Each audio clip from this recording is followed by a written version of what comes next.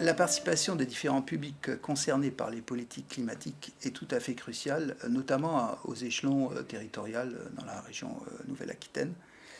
Outre les savoirs experts indispensables pour ces politiques, il faut également s'appuyer sur les savoirs citoyens, c'est-à-dire des savoirs profanes qui ne viennent pas ni des milieux universitaires ou professionnels, de façon à la fois à bénéficier d'informations pertinentes sur toute une série de domaines qui ne sont pas suffisamment étudiés ou avec autant de finesse que nécessaire, d'autre part pour favoriser un partage des connaissances communes, un savoir partagé.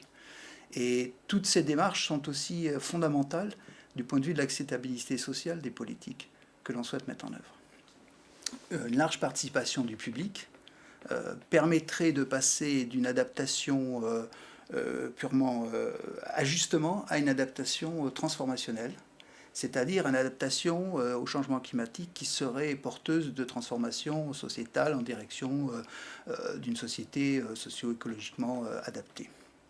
Et les dispositifs participatifs actuels présentent de nombreux défauts à cet égard.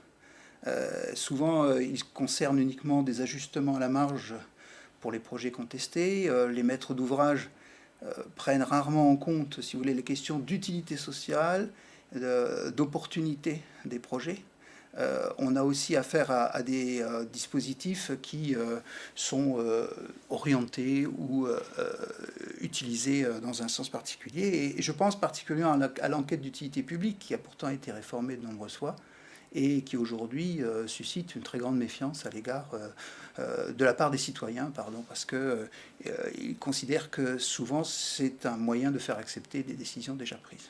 Outre de nouvelles formes d'association des citoyens à la prise des décisions et très en amont de celle-ci, il convient d'assurer une participation la plus large possible, d'élargir le cercle des participants, habituellement, c'est-à-dire au-delà du cercle des citoyens déjà mobilisés, soit parce qu'ils sont des élus, parce qu'ils appartiennent à des associations militantes, etc.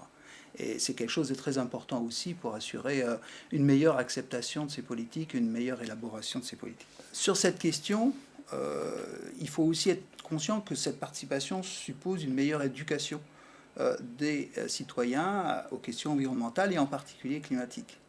Dans ce domaine-là, comme dans le domaine des impacts locaux, qu'ils soient environnementaux ou humains, de ces nouveaux projets, de ces nouvelles politiques, il faut s'appuyer davantage sur le tissu des associations, qui ne sont pas toutes, comme on les caricature souvent, des associations NIMBY qui défendent un intérêt particulier. Il y a aussi, et c'est enfin un fossé très important entre les documents technocratiques, les injonctions qui viennent verticales, qui viennent du centre, du pouvoir central, et la concrétisation des politiques climatiques à l'échelon local. Et cette question-là soulève le problème de l'appropriation, y compris par les décideurs à l'échelon local, des changements nécessaires.